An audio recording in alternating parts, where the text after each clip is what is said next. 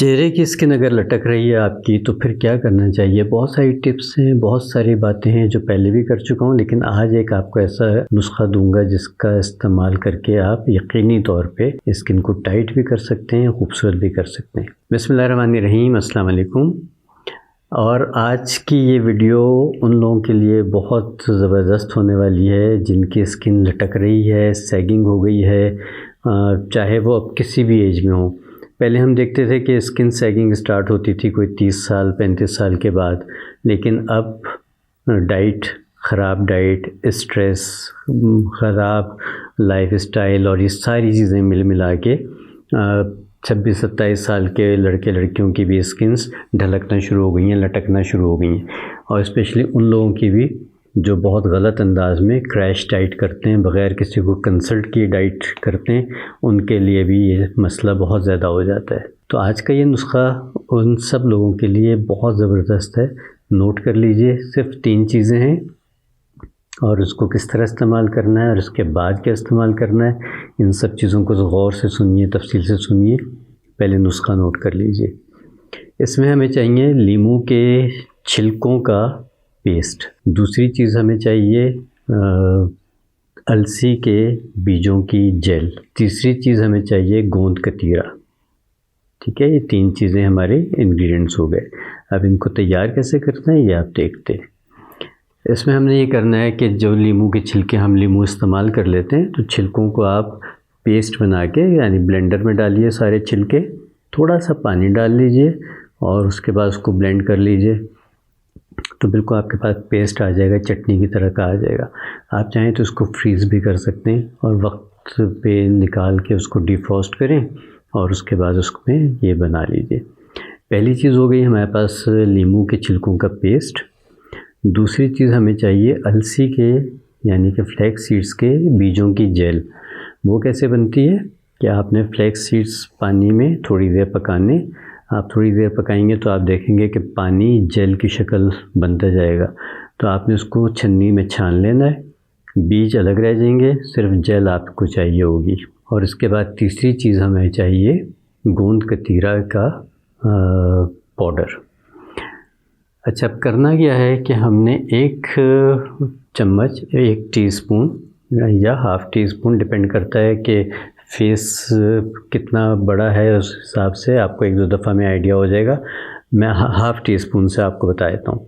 Half tea spoon आपने गोंद कतीरा का पाउडर लिया, उसमें आपने 1 से 1.5 टीस्पून अलसी की जेल डाली और उसके साथ आपने तकरीबन 1 टीस्पून ही जो हमारा लेमन पील्स का पल्प है या पेस्ट है वो हमने डालना है, यानी कि लीमू के छिलकों का पेस्ट। यह सब कुछ हमने मिक्स करके रख दिया। इसको तकरीबन 10 से 15 मिनट के लिए छोड़ दीजिए, क्योंकि क्या होगा कि जो गोंद कतीरा है वो फूलेगी अच्छी तरह से और फूलने के बाद उसने जो शक्ल इख्तियार करनी है वो कर लेगी। जब वो बहुत थिक हो जाए या फूल जाए और सही लिक्विड को एब्ज़ॉर्ब कर लेगी तकरीबन, तो फिर आपने इसमें पतला करने के लिए चाहें तो थोड़ा सा अर्क़ गुलाब डाल लें, चाहे तो आप सादा पानी डाल लें, लेकिन बहुत थोड़ा, इतना कि ये पेस्ट आपका थिक ही रहना चाहिए, लेकिन ऐसा होना चाहिए जो चेहरे पे लग के ठहर सके। बस इसको फिर आपने अपर डायरेक्शन में यानी ऊपर की तरफ जिल्द को करके आपने इसको पूरे चेहरे पे लगा के और बिल्कुल बग़ैर तकिए के आपने सीधा लेट जाना है। इतनी देर लेटना है। हाँ, याद रखिएगा कि जब भी इस तरह के मास्क लगाएं या कोई भी मास्क लगाएं तो गर्दन का हिस्सा मत भूलिएगा।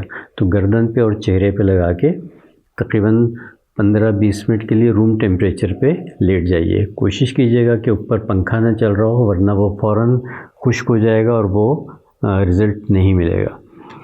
जब ये आपके रूम टेम्परेचर पे ड्राई हो जाए, और उसमें डिपेंड करता है मौसम कैसा है, 15 मिनट भी लग सकते हैं, 10 मिनट भी लग सकते हैं, 20 मिनट भी लग सकते हैं। तो बहरहाल जो भी टाइम लगे आपका, जब ये ड्राई हो जाएगा तो इसके बाद फिर आपने इसको हल्के हाथों से खिंचाव पड़ेगा। आपने इसमें हंसना नहीं है, मुस्कुराना नहीं है, बात नहीं करनी। जब ये खुश्क हो जाए तो चेहरे को धोइए, खूब अच्छी तरह से इसको धो लीजिए। जब आपका चेहरा साफ़ हो जाए, इस पर सारा मास्क उतर जाए, चेहरा धुल चुका हो धोने के बाद जिस वक्त उसमें नमी हो चेहरे पे, तो फिर आपने किसी भी अच्छे ब्रांड का, आप चाहें तो मेरा भी मंगवा सकते हैं, हाइलुरोनिक एसिड का सीरम, और आप उसको अप्लाई कर सकते हैं। हाइलुरोनिक एसिड क्या करेगा कि आपका जो मॉइस्चर है उसको भी इंटैक्ट करेगा, सैगिंग स्किन को वो भी ठीक करने में मददगार होता है। तो जब इस मास्क के साथ उसकी एडिशन होती है, यानी बाद में आप वो अप्लाई करते हैं, तो आपको डबल फ़ायदा हो जाता है। इस नुस्खे को आप हफ्ते में 2 दफ़ा इस्तेमाल कर सकते हैं मैक्सिमम, इससे ज़्यादा इस्तेमाल मत कीजिएगा। 2 दफ़ा इस्तेमाल कीजिए और थोड़ा लंबा अरसा इस्तेमाल कीजिए। दूसरी चीज़ ये है कि कभी आपने पार्टी पे जाना है, किसी फंक्शन पे जाना है और फ़ौरी तौर पे आप चाहते हैं कि स्किन ज़रा सी टाइट और फर्म महसूस हो, तब भी आप इस वाले मास्क का इस्तेमाल कर सकते हैं। अगर आपके पास हाइलुरोनिक एसिड नहीं है तो भी कोई मसला नहीं है, आप इस मास्क के बाद आम कोई सा भी अच्छा मॉइस्चराइज़र, कोई सी भी अच्छी मॉइस्चराइजिंग क्रीम, उसका खूब अच्छा सा मसाज करके छोड़ दीजिए। मतलब ये है कि आपने स्किन को ड्राई नहीं छोड़ना, उसको मॉइस्चराइज़ करना है। तो इंशाल्लाह आप देखेंगे कि पहली, दूसरी, तीसरी एप्लीकेशन में डिपेंड करता है स्किन सैगिंग कितनी है, तो आपको कितना फ़ायदा हो जाएगा।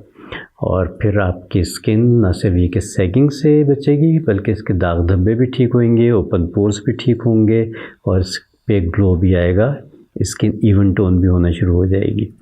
तो मल्टीपर्पज़ मास्क है ये, इस्तेमाल कीजिएगा। फीडबैक ज़रूर दिया कीजिए, चैनल को सब्सक्राइब कीजिए, लाइक कीजिए और शेयर भी ज़रूर किया कीजिए। अगली वीडियो तक के लिए इजाज़त दीजिए। अल्लाह निगहबान।